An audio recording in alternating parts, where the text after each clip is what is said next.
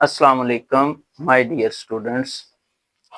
आज का जो टॉपिक है चैप्टर नंबर 2 केमिस्ट्री का एटॉमिक स्ट्रक्चर। उसमें हमने एटॉमिक की स्ट्रक्चर के बारे में डिस्कस करना है और एटॉमिक के स्ट्रक्चर के बारे में जो इम्पोर्टेंट पॉइंट्स हैं वो मैंने बोर्ड पर लिख दिए। और सबसे जो पहला आइडिया ऑफ एटम जो पेश किया था वो ग्रीक फिलोसोफर थे जिनका नाम है डेमोक्रिटस।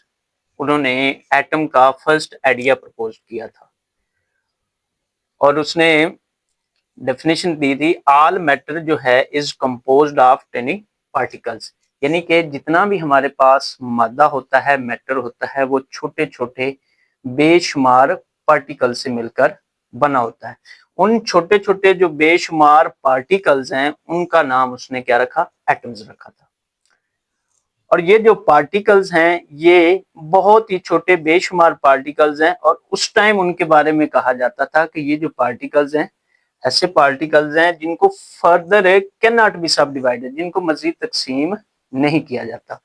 यानी जो वो मेटल्स था, जो भी टेनी पार्टिकल्स थे, उनको नाम उन्होंने रखा मैटर। और वो मैटर उस टाइम ये ख्याल किया जाता था कि जो मैटर है वो कैन नॉट बी सब डिवाइडेड, आप उनको मजीद तकसीम नहीं कर सकते। उसके बाद एक इंग्लिश साइंटिस्ट आया जिनका नाम है जॉन डाल्टन। जॉन डाल्टन ने बहुत ज्यादा एक्सपेरिमेंट किए, डिड मेनी एक्सपेरिमेंट्स, बहुत ज्यादा एक्सपेरिमेंट किए।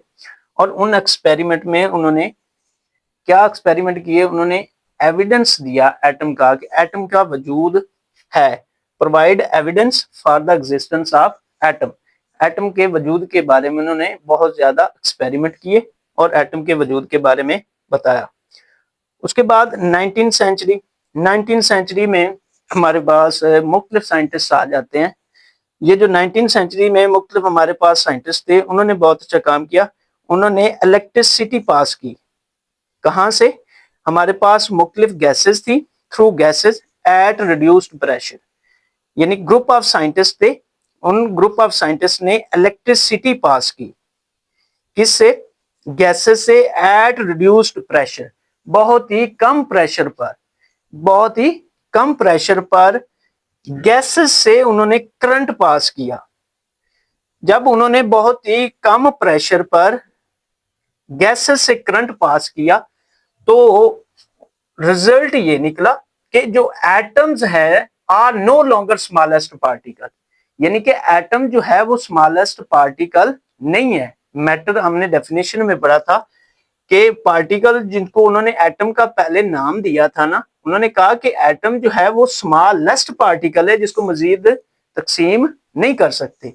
लेकिन जब 19th सेंचुरी में मुख्तलिफ साइंटिस्ट ने ये एक्सपेरिमेंट किया तो इस एक्सपेरिमेंट में उन्होंने ये बात वाजिया की कि जो एटम है वो स्मॉलेस्ट पार्टिकल नहीं है। और पहले तो ये भी कहा गया कि एटम को सब डिवाइड नहीं किया जा सकता। तो यहां पर जब बात रिजल्ट में हमारे पास निकली कि एटम जो है वो स्मॉलेस्ट पार्टिकल नहीं है और उसको मजीद छोटे छोटे हिस्सों में सब डिवाइड किया जा सकता है, यानी एटम के अंदर मजीद छोटे छोटे पार्टिकल्स मौजूद हैं। यानी कि 19th सेंचुरी में जो ग्रुप ऑफ साइंटिस्ट थे उन्होंने जब गैसेस में से इलेक्ट्रिसिटी पास की है तब उन्होंने रिजल्ट में यह कहा कि नतीजा ये निकला कि हमारे पास एटम्स में और छोटे पार्टिकल्स एटम के अंदर मौजूद होते हैं। कौन कौन से मौजूद होते हैं? Protons, neutrons and electrons. And these particles, proton, neutron and electrons, they are also smaller than atoms. यानी ये पार्टिकल्स एटम के अंदर मौजूद होते हैं और ये एटम से भी छोटे हैं। यानी कि जो शुरू में आइडिया हमारे पास आया था कि जो पार्टिकल है, एटम एक ऐसा पार्टिकल है जिसको फर्दर सब डिवाइड नहीं किया जा सकता। यहां पर जब मुख्तलिफ साइंटिस्ट ने एक्सपेरिमेंट किया तो वो कह रहे हैं कि एटम से भी छोटे स्मॉलर पार्टिकल मौजूद होते हैं जो कि एटम के अंदर मौजूद होते हैं, जिनका नाम है प्रोटॉन, न्यूट्रॉन एंड इलेक्ट्रॉन्स। ये जो हमारे ग्रुप ऑफ साइंटिस्ट थे 19th सेंचुरी में जब उन्होंने एक्सपेरिमेंट किया डिस्चार्ज ट्यूब के अंदर। अब डिस्चार्ज ट्यूब क्या है? ये सामने आपके एक डायग्राम बनाई गई है। ये एक डिस्चार्ज ट्यूब है। उस डिस्चार्ज ट्यूब के अंदर जो ये जो रेड डॉट्स लगे हुए हैं ये गैसेस के मॉलिक्यूल है, और यहां पर मेटल्स के दो इलेक्ट्रोड मैंने लगाए हैं। एक का नाम है कैथोड और एक का नाम है एनोड। एनोड पर पॉजिटिव चार्ज मौजूद होता है और एक कैथोड के ऊपर नेगेटिव चार्ज मौजूद होता है। यानी डिस्चार्ज ट्यूब ली, डिस्चार्ज ट्यूब लेने के बाद मैंने उनके अंदर गैस के मॉलिक्यूल फिल किए और उसके बाद दो इलेक्ट्रोड लगा दिए। एक का नाम है एनोड, एक का नाम है कैथोड। एनोड पर पॉजिटिव चार्ज मौजूद है, कैथोड के ऊपर नेगेटिव चार्ज मौजूद है, और नीचे मैंने एक वैक्यूम पंप लगाया है। वैक्यूम पंप क्यों है? क्योंकि 19वीं सेंचुरी में जो साइंटिस्ट ने काम किया था उसने यही काम किया था कि डिस्चार्ज ट्यूब के अंदर से इलेक्ट्रिसिटी पास की थी। यही वो डिस्चार्ज ट्यूब है, ठीक है। उसके अंदर यही इलेक्ट्रिसिटी, उन इलेक्ट्रोड्स को उसने एक बैटरी के साथ जोड़ा है। ये जो बैटरी के साथ कनेक्टेड है उससे इलेक्ट्रिसिटी पास कर रहे हैं at reduced pressure, at reduced pressure. तो ये जो वैक्यूम पंप है ये क्या कर रहा है? प्रेशर को मेंटेन करेगा, क्योंकि बहुत कम प्रेशर पर उस 19वीं सेंचुरी के साइंटिस्ट ने बहुत कम प्रेशर पर गैसेस में से करंट गुजारा था। तो प्रेशर को कंट्रोल करने के लिए वैक्यूम पंप लगाया गया है, और वैक्यूम पंप क्या काम करेगा? प्रेशर को रिड्यूस करेगा। तो जब उसने गैसेस ली, डिस्चार्ज ट्यूब के अंदर फिट की, करने के बाद जब इलेक्ट्रोड लगाए, इलेक्ट्रोड लगाने के बाद उसको एक बैटरी से कनेक्ट किया, तो बैटरी से कनेक्ट करने के बाद क्या हुआ? नेगेटिव चार्ज पार्टिकल्स दरियाफ्त हुए जिनका नाम रखा गया इलेक्ट्रॉन, और इसी डिस्चार्ज ट्यूब के अंदर से पॉजिटिव चार्ज पार्टिकल दरियाफ्त हुए जिनका नाम रखा गया प्रोटॉन, और एक थर्ड पार्टिकल है जिनका नाम है न्यूट्रॉन, और न्यूट्रॉन के ऊपर कोई चार्ज नहीं होता।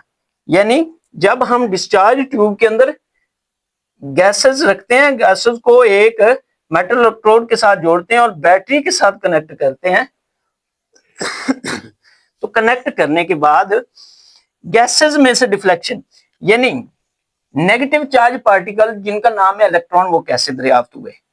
जब बैटरी से कनेक्ट करते हैं तो पॉजिटिव चार्ज पार्टिकल जिनका नाम है एनोड, एनोड से कुछ रेज निकलती हैं, एनोड से कुछ रेज निकलेंगी, इस तरह की कुछ रेज निकलेंगी, वो जाएंगी डायरेक्टली कैथोड की तरफ और वो बिल्कुल सीधी होंगी, बिल्कुल सीधी होंगी, और उनके ऊपर नेगेटिव चार्ज पार्टिकल जिनका नाम इलेक्ट्रॉन रखा गया, ये एनोड से निकली है रेज। ये रेज जा कहां रही है? कैथोड की तरफ। किधर जा रही है? कैथोड की।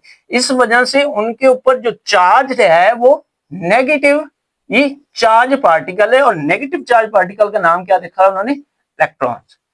उसके बाद फिर उन्होंने एक्सपेरिमेंट किया, उसी के अंदर से पॉजिटिव चार्ज पार्टिकल भी दरियाफ्त हुई है, ठीक है। जब उन्होंने इस एनोड को चेंज किया, एनोड को दूसरे तरीके परफोरेटेड एनोड लिया गया, तो उससे पॉजिटिव चार्ज पार्टिकल दरियाफ्त हुई। यानी कि जब दूसरा एक्सपेरिमेंट किया गया तो उससे पॉजिटिव चार्ज पार्टिकल दरियाफ्त हुई जिनका नाम क्या रखा उन्होंने? प्रोटॉन, और प्रोटॉन के ऊपर पॉजिटिव चार्ज पार्टिकल होता है। उसके बाद एक तीसरा पार्टिकल है जिसका नाम है न्यूट्रॉन, वो भी दरियाफ्त हुआ, और न्यूट्रॉन के ऊपर कोई चार्ज नहीं होता। यानी कि ये जो एक्सपेरिमेंट थे ग्रुप ऑफ साइंटिस्ट ने किए थे, मुख्तलिफ साइंसदानों ने किए थे, और मुख्तलिफ साइंसदानों ने फिर बार बार एक्सपेरिमेंट किए, और बार बार एक्सपेरिमेंट करने पर न्यूट्रॉन दरियाफ्त हुए, फिर प्रोटॉन दरियाफ्त हुए, और फिर इलेक्ट्रॉन दरियाफ्त हुए। यानी ये जो तीनों पार्टिकल्स हैं, ये जो तीनों पार्टिकल्स हैं जिनका नाम इलेक्ट्रॉन, प्रोटॉन्स एंड न्यूट्रॉन्स है, ये तीनों पार्टिकल्स जो है हमारे एटम के अंदर मौजूद होते हैं, और एटम से भी स्मॉलर पार्टिकल्स मौजूद होते हैं। इसके अलावा ये जो इलेक्ट्रॉन्स दरियाफ्त किए थे ये जे थॉमसन ने किए थे, क्योंकि यहां पर लिखा हुआ है ग्रुप ऑफ साइंटिस्ट, यानी जे थॉमसन ने इलेक्ट्रॉन दरियाफ्त किए, फिर पॉजिटिव चार्ज पार्टिकल जो दरियाफ्त हुए हैं फिर न्यूट्रॉन पार्टिकल्स दरियाफ्त हुए हैं, और न्यूट्रॉन के ऊपर कोई चार्ज नहीं होता, और प्रोटॉन के ऊपर पॉजिटिव चार्ज मौजूद है, और इलेक्ट्रॉन के ऊपर नेगेटिव चार्ज मौजूद है। तो कहने की बात यह है कि जो ग्रीक फिलोसोफर जिन्होंने शुरू में आइडिया पेश किया था, जिसने कहा था कि एटम मजीद सब डिवाइड नहीं हो सकता, जितना भी मादा है वो छोटे छोटे पार्टिकल से मिलकर बना है और सबसे छोटा पार्टिकल्स एटम है। लेकिन 19वीं सेंचुरी में जो मुख्तलिफ साइंटिस्ट आए, उन्होंने मुख्तलिफ साइंटिस्ट ने बार बार एक्सपेरिमेंट करके डिस्चार्ज ट्यूब के अंदर एक्सपेरिमेंट किए और उससे नेगेटिव चार्ज पार्टिकल भी दरियाफ्त किए, उनसे पॉजिटिव चार्ज पार्टिकल भी दरियाफ्त किए और उनके अंदर से न्यूट्रॉन जिनके ऊपर चार्ज मौजूद नहीं होता वो भी दरियाफ्त किए। और जो इलेक्ट्रॉन है और जो प्रोटॉन है, इनका मास में भी काफी फर्क है। अस्सलाम।